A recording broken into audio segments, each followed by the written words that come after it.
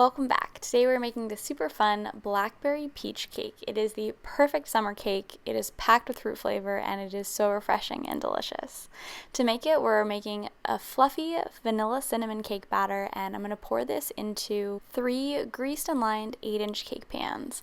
Once they've baked, I'm going to let them cool fully, and then I actually decided to tort these cake layers, which really just means to cut them in half, to make 6 thinner cake layers. I like to use a serrated knife to do this, and I also level the top just to make the cake layers easier to stack and frost. This step is totally optional, but I love doing this on cakes like this where the filling and the frosting are so incredible because it creates an amazing cake to filling and frosting ratio. It makes every bite just packed with flavor, and in my opinion, it's totally worth the extra effort. So I'm spreading a blackberry peach buttercream on top of my cake layers, and I'm also piping a ring of buttercream around the edge of the cake layer just to help keep that blackberry jam and those fresh blackberries in place. So to make this cake, I'm using alternating layers of blackberry and peach jam, as well as fresh blackberries that I've cut in half and some diced peaches.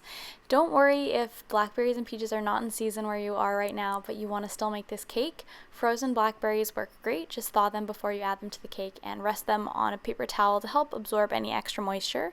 And the same thing for peaches. You can totally use canned peaches, which I think work fantastically if peaches are not in season, but you want to make sure that you drain them from their liquid and let them rest on paper towels as well. Another tip I have for you guys is to chill your cake in the freezer once all your cake layers are stacked before you crumb coat it. This cake has so much filling and fresh fruit. If you immediately try to smooth your frosting onto it after the layers are stacked, you can experience some sliding and some seepage of your filling, which nobody wants. So I recommend popping your cake into the freezer and then crumb coating it, or using a wooden dowel through the center of the cake just to keep all those cake layers in place.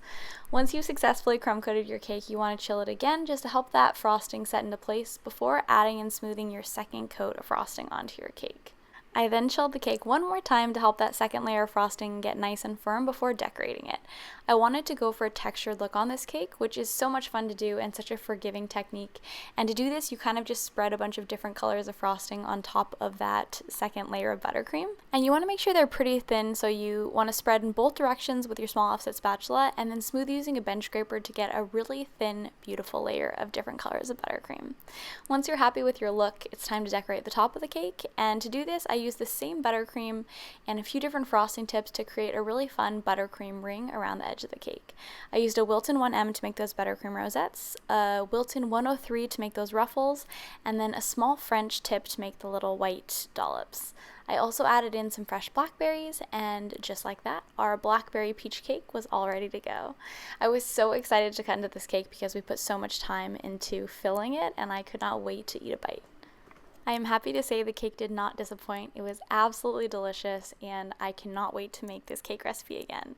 If you want to make it as well, the recipe is up on Chelsweets.com, and I'll include the link in the video description below. Thank you so much for watching this tutorial. I hope you enjoyed it, and until next time, happy baking!